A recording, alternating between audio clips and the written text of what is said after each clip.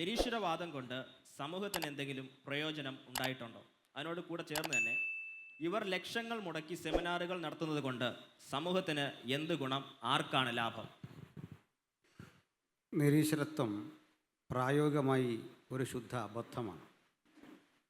യുക്തിക്ക് നിരക്കുന്നതല്ല, അശാസ്ത്രീയമാണ്. മാത്രമല്ല, ശാസ്ത്രമെന്ന പേരിൽ അബദ്ധ സിദ്ധാന്തങ്ങളെ സമൂഹത്തിൽ പ്രചരിപ്പിക്കാനാണ് നിരീശ്വരന്മാർ ശ്രമിക്കുന്നത്. സ്വതന്ത്ര ചിന്ത എന്ന് പറയുമ്പോൾ ഒരു വ്യക്തിക്ക് ദൈവമുണ്ട് എന്ന് വിശ്വസിക്കുന്നതും സ്വതന്ത്ര ചിന്തയാണ്. തൻ്റെ യുക്തിക്ക് ദൈവം എന്നൊരാളില്ല എന്ന് പറയാൻ ശ്രമിക്കുമെങ്കിൽ അതും സ്വതന്ത്ര ചിന്തയെ അംഗീകരിക്കണം. ഇത് ദൈവനിഷേധത്തിന് ഒരു പാരലൽ പേര് കണ്ടുപിടിച്ച് സ്വതന്ത്ര ചിന്ത എന്ന രൂപേണ ഇന്ന് നമ്മുടെ മുമ്പിൽ അവതരിപ്പിക്കപ്പെടുന്ന നിരീശ്വരവാദം സയൻറ്റിഫിക്കലല്ല എന്ന് മാത്രമല്ല, അത് സയൻസിൻ്റെ വഴിത്താരകളിലൂടെ സഞ്ചരിക്കുന്നു എന്ന് അതേപ്പറ്റി ഗ്രാഹ്യമില്ലാത്തവരെ തെറ്റിദ്ധരിപ്പിക്കുകയാണ് ചെയ്യുന്നത്.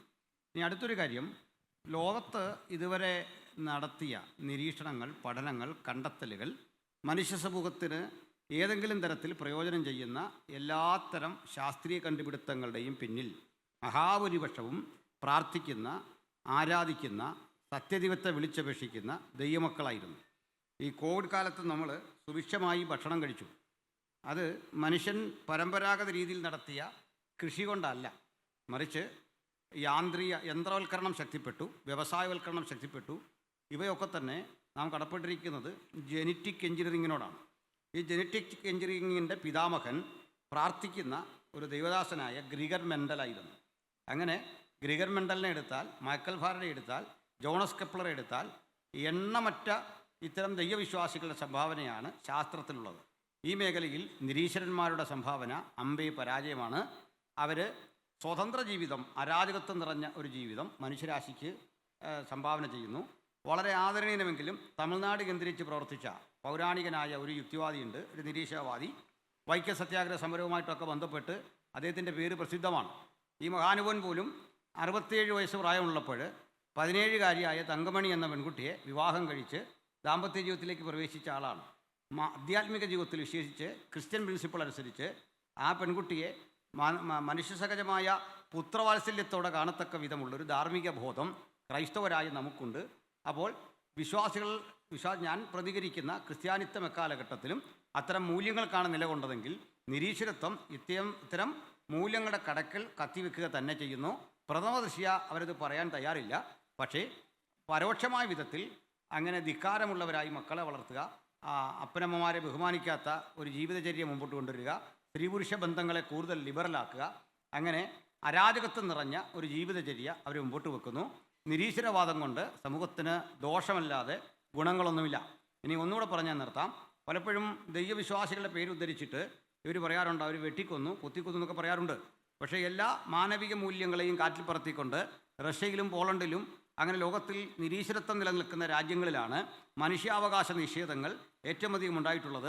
അവർ ചെയ്ത അരിങ്കൊലകൾക്ക് കയ്യും കണക്കുമില്ല.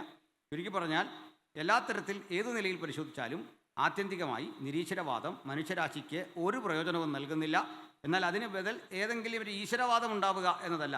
ഞാൻ എപ്പോഴും പറയും, എങ്ങനെ അതിനെ ന്യായീകരിച്ച് പറഞ്ഞാലും ഒന്നുറപ്പാണ്, മനുഷ്യരാശിക്ക് എക്കാലഘട്ടത്തിലും ജീവിക്കാൻ വേണ്ട ആധ്യാത്മിക മൂല്യങ്ങളുടെ ആ കൃത്യമായ നിലയിൽ അതിനെ ഫോളോ ചെയ്യാൻ പറ്റുന്ന ഒരൊറ്റ മാർഗമേ ഉലകത്തിലുള്ളൂ. അത് യേശുവിൻ്റെ അനുഗാമികളുടെ മാർഗമാണ്. അപ്പോൾ നിരീശ്വരവാദം കൊണ്ട് ഗുണവും ലാഭവും എല്ലാം നിരീശ്വരവാദികൾക്ക് മാത്രമാണ്. അതിൻ്റെ ഒരു 10-20 പേർക്ക് അതുകൊണ്ട് പ്രയോജനമുണ്ട് എന്ന കാര്യത്തിൽ എനിക്ക് തർക്കമില്ല. അത് വളരെ ഒരു വലിയ സത്യം കൂടെ ഞാൻ നിങ്ങളോട് പറയാം. നിരീശ്വരവാദികളുടെ ഏറ്റവും വലിയ ശക്തി ചോദ്യം ചെയ്യാതെ അവരവരുടെ നേതൃത്വത്തെ ബഹുമാനിക്കുന്നു. നിങ്ങൾ ഞങ്ങളോടൊക്കെ അങ്ങനെ ഒരു ആദരവ് കാണിച്ചിരുന്നെങ്കിൽ പണ്ടേ ഞങ്ങൾ രക്ഷപ്പെട്ടു പോയത്. കാരണം ഞാനിന്ന് പോയിരുന്നുകൊണ്ട് വിശുദ്ധ ബൈബിളിനെ നിരക്കാത്തൊരു കാര്യം പറഞ്ഞാൽ KS എബ്രഹാം സാറ് വിടൂല. മനസ്സിലായില്ലേ? അവരെ സംബന്ധിച്ചോളം അങ്ങനെയല്ല.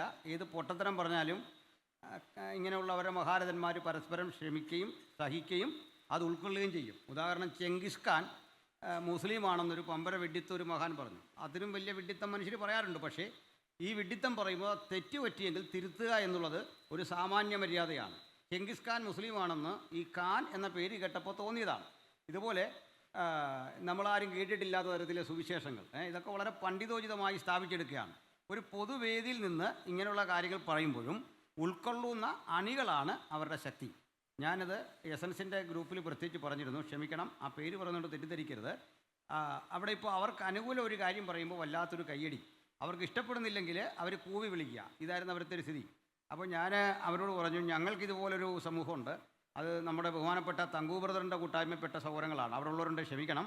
അവർ പെട്ടെന്ന് അവരുടെ നേതൃത്വത്തോട് അനുകൂലിച്ച് പ്രതികരിക്കും. ഞങ്ങളുടെ ഇടയിൽ സ്വർഗവിരുന്നും നിങ്ങളുടെ ഇടയിൽ ഈ നിരീശ്വരന്മാരുമാണ്, ഈ നേതാവ് എന്ത് പറയുന്നു എന്നത് ചോദ്യം ചെയ്യാതെ തന്നെ വിശ്വസിച്ചു പോകുന്നത്. എനിക്ക് ആ ഒരു അനുഭവം കിട്ടാത്തതുകൊണ്ട് എനിക്ക് തങ്കു ബ്രദറിനോടും രവിചന്ദ്രൻ സിയോടും ഒരുപോലെ അസൂയയുള്ള ഒരു മനുഷ്യനാണ്.